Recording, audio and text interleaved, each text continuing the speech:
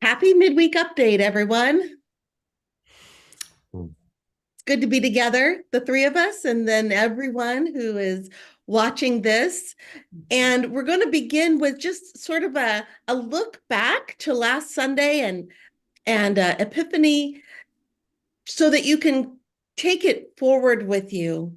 If you were present, you were given a star word, and we've been having fun watching or listening to people tell us their stories of how immediately on Sunday afternoon they were noticing ways to use their star word to guide them. And so I want to make sure that everyone knows that we have more. It's a nice thick pile. I have already mailed out several to folks. And so just let us know. We'll close our eyes. We'll pick a star word for you and we'll put it in the mail and you can get it. So let this be a guide for a day, for a month, for the year, whatever you want. Mhm. Yeah, It can be a please lot of keep fun. yeah, and keep sharing those stories with us. And it doesn't have to be immediate either. It can be through the seasons.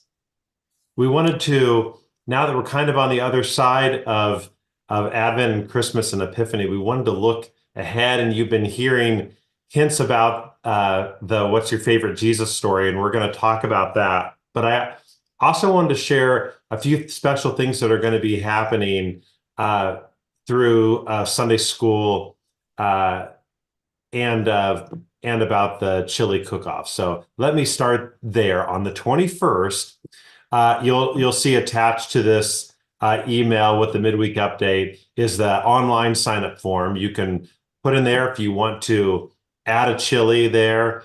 If you don't want to bring chili, you could also you're invited to bring a salad or dessert to share. But come for that time of fellowship on January 21st. But right before that, we're going to have a special first of three special Sunday school offerings.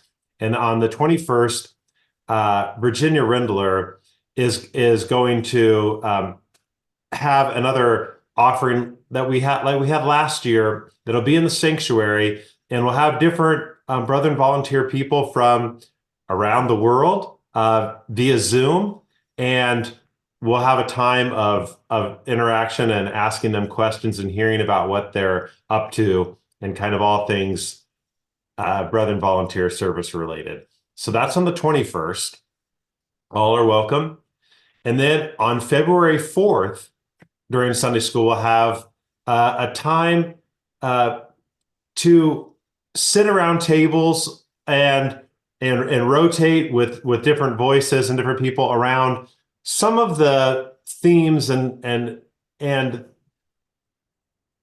things that emerged through the weeks that we were writing our hopes and dreams. We want to come back around there and have an opportunity for some more conversation, maybe an opportunity to see where maybe some of that might even go a little deeper. So we're going to have a time during the Sunday school hour of conversation around these wild hopes and dreams.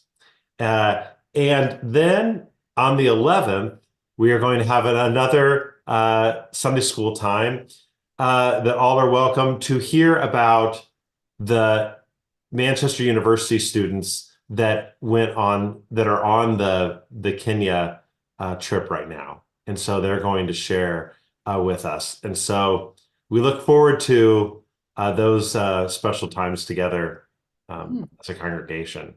Yeah. So now we're amidst all of those things. That's not enough. We wanted to talk about the next kind of worship series that we're going to be in. Yeah.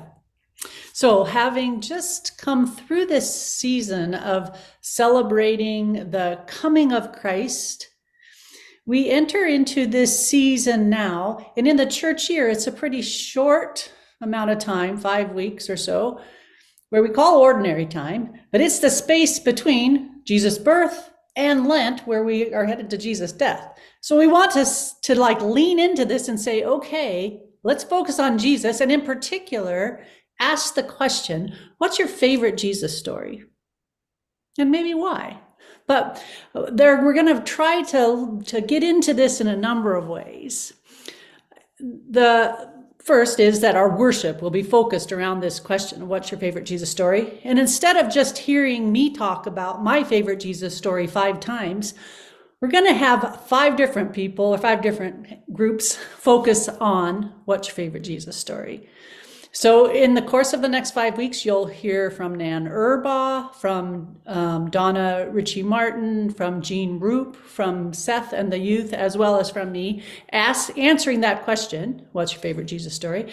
And we're going to invite you to also be asking that question and leaning into it a bit, thinking through, okay, in my youth, this story emerged and has continued to be a guiding force or something that I come back to. Or maybe throughout my life, there have been different stories that have been really meaningful to me because of certain circumstances. But to actually step back and think, what is my favorite Jesus story and why? How do I meet Jesus? How do I meet the Christ in this story? Or how does it impact me? So the hope is that this will be a time where we are all ages, leaning into particularly the gospel texts and asking that question together.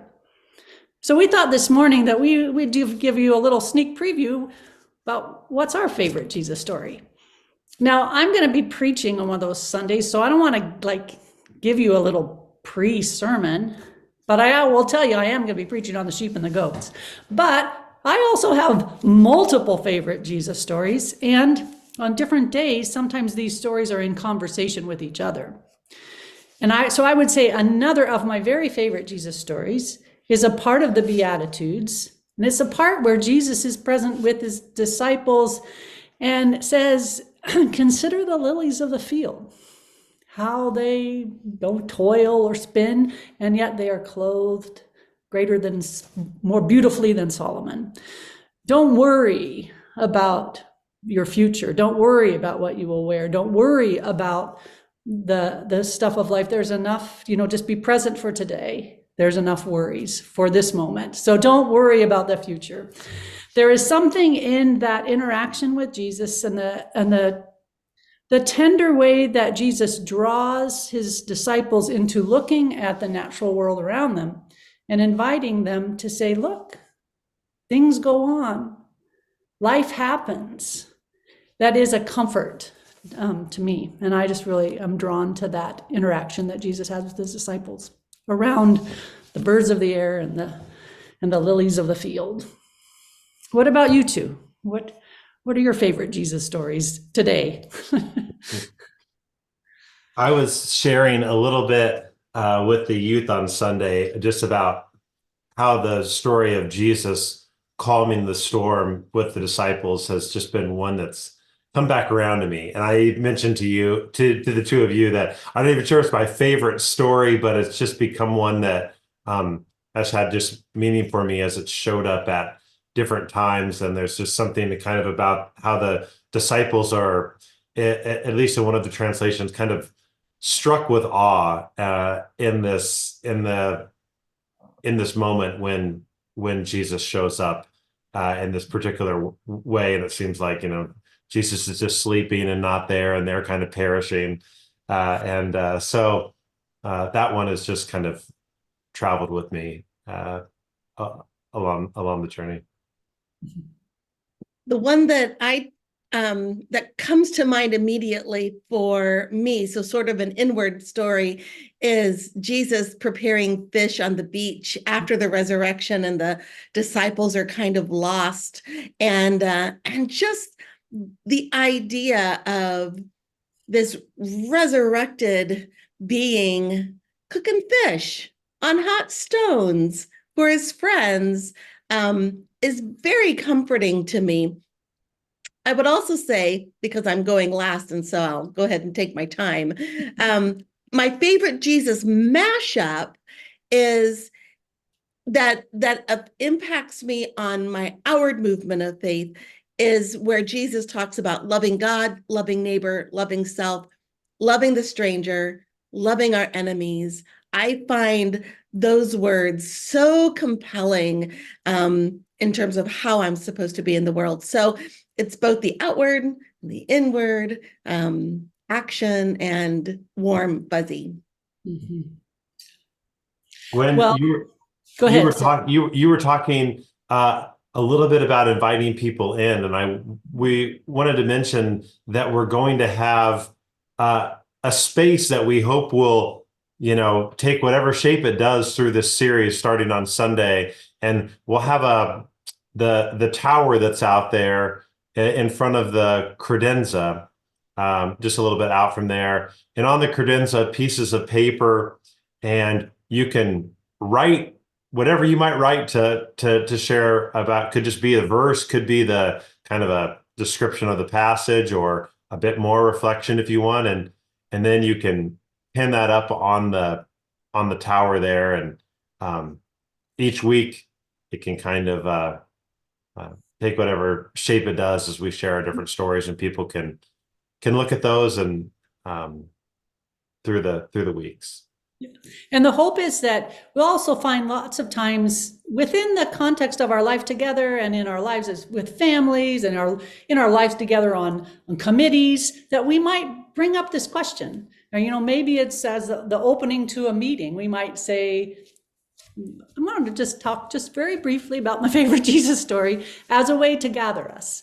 Or, maybe there are occasions when more elder folk in the congregation can have conversation with some of the younger folk in the congregation, or we can find those ways of bringing this reflection together into a kind of intergenerational dialogue as well. There are just lots of opportunities. The Facebook group is also a place if you're inspired to reflect on your favorite Jesus story in the context of that. Or maybe you decide to go out and seek photos that give visualization to your favorite Jesus story. That there's all kinds of options for how we might share this together. But I encourage us to lean into it together as we live into this time that is the present moment between life and death, and reflect together on the life of Jesus and how we live into that as a community. So Right. this is a longer midweek update than usual, but consider yourself now invited to reflect. What's your favorite Jesus story? Perfect. Bye, everyone. Good week. We'll see you on Sunday.